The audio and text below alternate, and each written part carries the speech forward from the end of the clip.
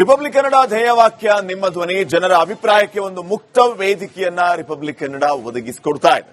ಅದರಂತೆ ನೀವು ಕೂಡ ನಿಮ್ಮ ಅಭಿಪ್ರಾಯವನ್ನು ತಿಳಿಸಬಹುದಾಗಿದೆ. ನೀಟ್ ಪ್ರಶ್ನೆ ಪತ್ರಿಕೆ ಸೋರಿಕೆಯನ್ನ ವಿರೋಧಿಸಿ ಶುರುವಾದಂತಹ ವಿದ್ಯಾರ್ಥಿಗಳ ಹೋರಾಟ ಹಳಿ ತಪ್ಪಿಲ್ವಾ?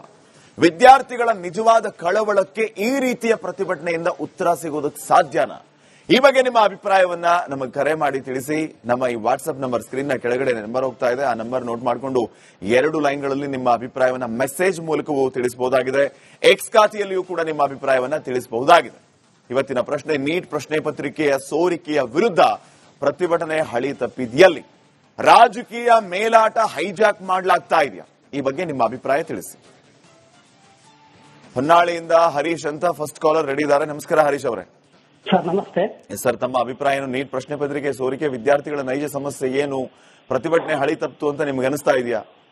ಇದೆ ಸರ್, ಪೂರ ಹಳಿ ತಪ್ಪು ಇದೆ ಅದರಲ್ಲಿ. ಅದ್ರಿಗೆ ಇನ್ನೊಂದು ಮಾತಿಲ್ಲ. ಇವರು ರಾಜ್ಯಕ್ಕೆ ಬೇಳೆ ಬೇಯಿಸೋಕ್ಕೋಸ್ಕರ ಬೇರೆ ಪಕ್ಷದಿಂದ ಬಂದವರು ಎಲ್ಲ ಸುಮ್ಮನೆ ಸಮಸ್ಯೆ ಮಾಡ್ತಿದ್ದಾರೆ. ಇನ್ನೊಂದಲ್ಲಿ ಕೆಲವೊಬ್ರು ವಿದ್ಯಾರ್ಥಿಗಳಿಗೆ ನೀಟ್ ಎಕ್ಸಾಮ್ ಅಂದ್ರೆ ಅಂತಾನೆ ಏನೂ ಗೊತ್ತಿಲ್ಲ ಅವ್ರಿಗೆ. First of all NEET exam ಅಂದ್ರೆ ಗೊತ್ತಿಲ್ಲ. ಸುಮ್ಮನೆ ಇಂಡಿಯನ್ ಆರ್ಮಿ ಬಗ್ಗೆ ಕೆಟ್ಟ ಮಾತಾಡೋದು, ದೇಶ ವಿರೋಧಿ ಬಗ್ಗೆ ಮಾತಾಡೋದು. ಬಹಳ ಜನ ನೋಡಿದಲ್ಲ ಸರ್, ನಾನು ಟಿವಿ ನಿಮ್ಮಲ್ಲೇ ನೋಡಿದೆ. ಏನೇನು ಎಲ್ಲ ಸುಮ್ಮನೆ ನಾಮಕಾವಸ್ತಿಗೋಸ್ಕರ ಈ ಪೊಲಿಟಿಕಲ್ ಪಾರ್ಟಿಗಳು ಬಂದು ಸುಮ್ಮನೆ ಸಮಸ್ಯೆ ಮಾಡ್ತಿದ್ದಾರೆ. ಒಟ್ಟು ಅದು ಬಿಟ್ರೆ ನೀನಿಲ್ಲ ಸರ್ ಇದರಲ್ಲಿ. ಥ್ಯಾಂಕ್ ಯು ಹರೀಶ್ ಅವರೇ, ಕರೆ ಮಾಡಿ ಅಭಿಪ್ರಾಯ ತಿಳಿಸಿದ್ದಕ್ಕೆ.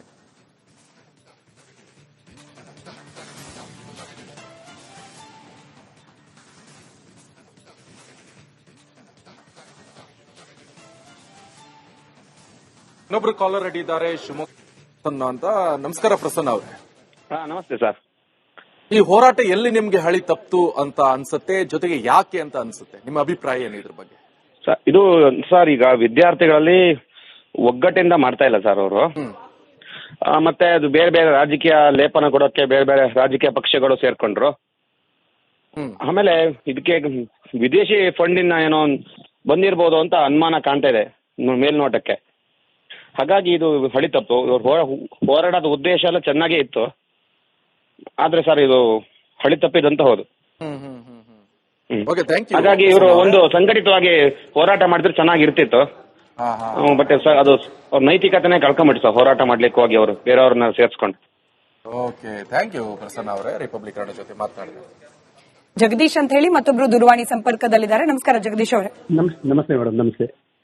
ಹೇಳಿ ಸರ್, ಏನ್ ಅನಿಸ್ತಾ ಇದೆ ಪ್ರತಿಭಟನೆ ಬಗ್ಗೆ? ಆದಿ ತಪ್ಪಿರೋದು 100% ತಪ್ಪಿದೆ ಇದು.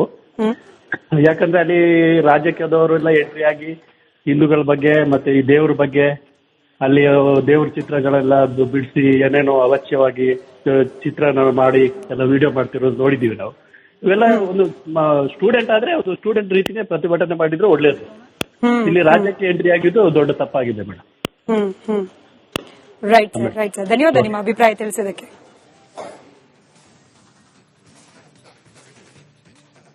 ಚಿತ್ರದುರ್ಗದಿಂದ ತಿಪ್ಪೇಸ್ವಾಮಿ ಅಂತ ಕರೆ ಮಾಡಿದ್ದಾರೆ. ನಮಸ್ಕಾರ ತಿಪ್ಪೇಸ್ವಾಮಿ ಅವರೇ.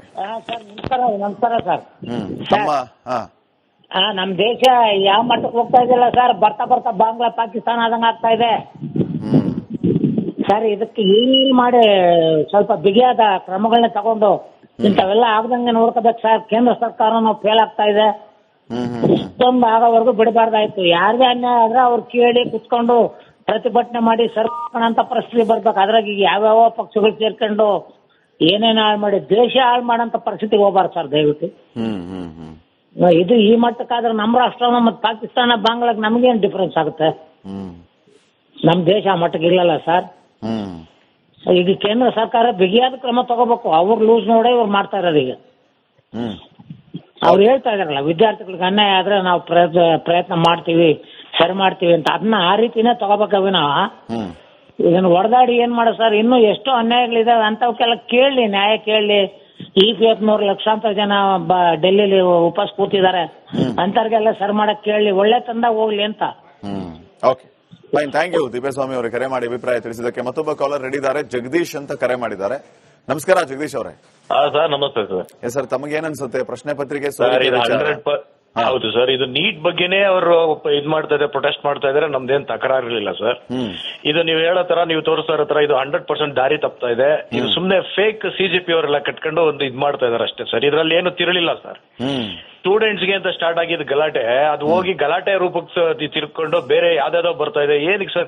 ಇವಾಗ ಎಷ್ಟಿದೆ ಸರ್, ಅಷ್ಟ್ ಮಾತ್ರ ಮಾತಾಡ್ಬೇಕಿತ್ತು. ಅದು ಬೇರೆ ನಾವು ಮಾತಾಡ್ಬಾರ್ದು. ಇವಾಗ ಸುಮ್ನೆ ನಿಮ್ಗೆ ಗೊತ್ತಾಗ್ತಾ ಇದೆ, ಬೇರೆದೆಲ್ಲ ಪ್ರೊಟೆಸ್ಟ್ ಮಾಡೋದಕ್ಕೆ ಬಂದು ಸೇರ್ಕೊಂಡ್ರೆ ಏನ್ ಅರ್ಥ ಬಂತು ಸರ್ ಅಲ್ಲಿಗೆ? ಮತ್ತೆ ಇವಾಗ ಅಲ್ಲಿ ಕಲಾಪದಲ್ಲಿ ಇವ್ರು ರಾಹುಲ್ ಗಾಂಧಿ ಅವ್ರು ಭಾಗವಹಿಸಬೇಕಾಗಿತ್ತು. ಅಲ್ಲಿ ಭಾಗವಹಿಸಿ ಏನಿದೆ ಅಪೋಸಿಷನ್ ಪಾರ್ಟಿಗೆ ಕುತ್ಕೊಂಡು ಮಾತಾಡ್ಬೇಕಿದಲ್ವಾ ಸರ್? ಅವ್ರು ಅಲ್ಲಿ ಮಾತಾಡೋದ್ ಬಿಟ್ಬಿಟ್ಟು ಇವ್ರು ರೋಡಲ್ಲಿ ಬಂದು ನಿಂತ್ಕೊಂಡ್ರೆ ಏನ್ ಪ್ರಯೋಜನ ಬಂತು ಸರ್? ನೀಟ್ ಬಗ್ಗೆ ಏನಿದೆ ನೀಟ್ ಮಾತಾಡ್ಲಿ ಸರ್, ಬೇರೆದೆಲ್ಲ ಮಾತಾಡ್ತಾ ಇರೋದು 100% ಮೇಲ್ನೋಟಕ್ಕೆ ತುಂಬಾ ಚೆನ್ನಾಗಿ ಕಾಣುತ್ತೆ ಸರ್. 100% ಫೇಕ್ ಸರ್ ಇದು. ಸ್ವಲ್ಪ ಗುಂಪುಗಾರಿಕೆ ಮಾಡ್ಕೊಂಡು ಫೇಕ್ ಅಲ್ಲಿ ಇದ್ ಮಾಡ್ತಾ ಇದಾರೆ ಅಷ್ಟೇ. ಬಟ್ ಇದ್ರಲ್ಲಿ ಯಾವ್ದೇ ತಿರುಳಿಲ್ಲ sir. Okay, thank you Jagadish ಅವರ ಕರೆ ಮಾಡಿ ಅಭಿಪ್ರಾಯ ತಿಳಿಸಿದ್ದಕ್ಕೆ. ಇನ್ನೊಬ್ರು ಕಾಲರ್ ರೆಡಿ ಇದ್ದಾರೆ, ಪ್ರಸನ್ನ ಕುಮಾರ್ ದೇವನಹಳ್ಳಿಯಿಂದ. ಸರ್ ಹೇಳಿ ನಿಮ್ಮ ಅಭಿಪ್ರಾಯ. ಸರ್ ನಮಸ್ತೆ. ಹೇಳಿ ಸರ್. ಏನಿದೆ ಸರ್, ಈಗ ನಡೀತಾ ಇರೋದು ತಪ್ಪು ಸರ್. ಈ ಹೋರಾಟ ಮಾಡ್ತಾ ಇರ್ತಕ್ಕಂಥ ಕ್ರಮ ಮತ್ತು ಅದನ್ನು ಅಳವಡಿಸ್ಕೊಂಡಿರ್ತಕ್ಕಂಥ ವಿಧಾನಗಳು ಸರಿ ಇಲ್ಲ ಸರ್ ಇದು. ಯಾಕಂದ್ರೆ ಅದು ಕೇಳ್ತಕ್ಕಂಥ ವಿಧಾನ ಬೇರೆ ಇದೆ. ರಾಜೀನಾಮೆ ಅಂತ ಅಂದ್ರೆ ಏನೋ ಒಂದು ಸಣ್ಣ ತಪ್ಪು ಆಗ್ಬೋದು ಸರ್, ಆದ್ರೆ ಸುಮ್ಮನೆ ತಲೆದಂಡ ಕೇಳ್ತಕ್ಕಂಥದ್ದು ತಪ್ಪು ಇದು. ಯಾಕಂದ್ರೆ ಬಿಜೆಪಿ ಸರ್ಕಾರ ಬಂದು ನಮ್ಮ ದೇಶ ಎಷ್ಟು ಇಂಪ್ರೂವ್ ಆಗಿದೆ ಕಳೆದ 15 ವರ್ಷಗಳಲ್ಲಿ ಅಂತಕ್ಕಂಥದ್ದು ನಾವು ನೋಡ್ಬೇಕಾಗುತ್ತೆ. ಯಾಕಂದ್ರೆ ಒಂದು 190% ಪ್ರಗತಿ ಆಗಿರೋದನ್ನ 10% ಯಾವುದೋ ಒಂದು ಸಣ್ಣ ಲೋಪದೋಷ ಇಟ್ಕೊಂಡು ಮಾಡೋಂಥದ್ದು ಸರಿ ಇಲ್ಲ. ಮತ್ತು ಶಿಕ್ಷಣ ಸಚಿವರೇ ನೇರವಾಗಿ ಇದರಲ್ಲಿ ಭಾಗವಾಗಿದ್ರೆ ಬೇಕಾದ್ರೆ ಅವ್ರು ತಲೆದಂಡ ಕೇಳ್ಬೋದು. ಕೆಳಗಿನ ಹಂತದಲ್ಲಿ ಯಾವುದೋ